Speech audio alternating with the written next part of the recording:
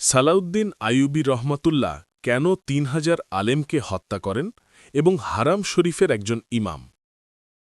সালাউদ্দিন আইয়ুবী রহমাতুল্লাহ বাইতুল মুকাদ্দাস জয় করার পরে সবাই যখন বিজয় উৎসব পালনে ব্যস্ত, তখন সালাউদ্দিন আইয়ুবী গভীর চিন্তায় নিমগ্ন।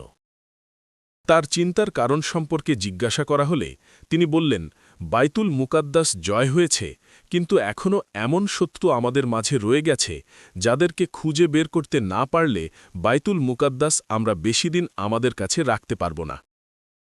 তার কথার প্রয়োজনীয়তা কেউ অনুভব করতে পারল না।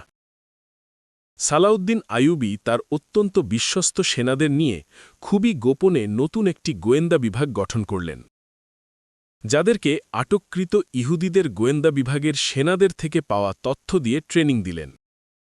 সেনারা ফিলিস্তিনে এক ইমামের কাছে গেলেন, লোকজন যার প্রশংসায় ভরপুর, ইসলামী স্কলার, শায়েখ এবং অত্যন্ত আমলদার ও পরহেজগার হিসেবে তার সুখ্যাতি পুরো ফিলিস্তিন জুড়ে। একদিন তিনি তাফসিরের আলোচনা করছিলেন তার মসজিদে। এ সময় দুজন অপরিচিত আগন্তুক আসল। তারাও খুব গভীর মনোযোগ দিয়ে তার তাফসির আলোচনা শুনল। আলোচনা শেষে ইমামের সামনে গিয়ে প্রশ্ন করল, সূর্য কখন ওঠে? ইমাম জবাব দিল, যখন বৃষ্টি থেমে যায়। অপরিচিত আগন্তুক আবার প্রশ্ন করল, বৃষ্টি কোন দিক থেকে আসে? ইমাম উত্তর দিল, ঝড়ো হাওয়ার দিক থেকে। এভাবে আরও কয়েকটি প্রশ্ন এবং তার উত্তর নিল। উপস্থিত মুসল্লিরা এগুলো বুঝল না।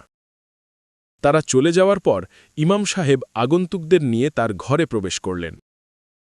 ঘরে গিয়ে ইমাম তাদের সাথে তার নিজের পরিচয়ে কথা বলতে শুরু করলেন। ইমামের স্ত্রী আগন্তুকদের মদ পরিবেশন করতে দিলেন।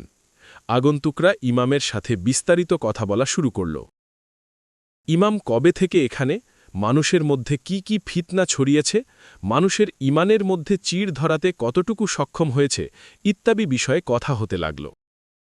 ইমামও অত্যন্ত আগ্রহের সাথে কিভাবে মানুষের মাঝে ফিতনা তৈরি করেছে, কিভাবে মাসালাগত বিরোধ লাগাচ্ছে, কিভাবে এর মাঝেও ইহুদি পণ্ডিতের সাথে যোগাযোগ রক্ষা করেছে, কিভাবে মানুষকে জিহাদ থেকে বিমুখ রাখছে, কিভাবে ইহুদিদের ক্ষমতার ভয় মুসলিমদের মধ্যে ঢুকিয়ে দিয়েছে, সব বলতে লাগল। মোটামুটি প্রয়োজনীয় তথ্য পাওয়ার পরে আগন্তুকরা তাদের মাথার পাগড়ি খুলল এবং উপরের জামা খুলল।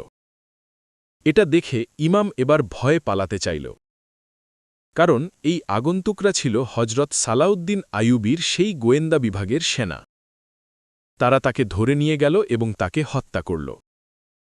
এভাবে হজরত সালাউদ্দিন আইয়ুবী ৩,০০০ ইহুদি আলেম হত্যা করেছিল, যারা মূলত ইহুদি কিন্তু ইসলামী শিক্ষায় শিক্ষিত হয়ে মানুষের মধ্যে ফিতনা ছড়ানোই ছিল তাদের মূল কাজ।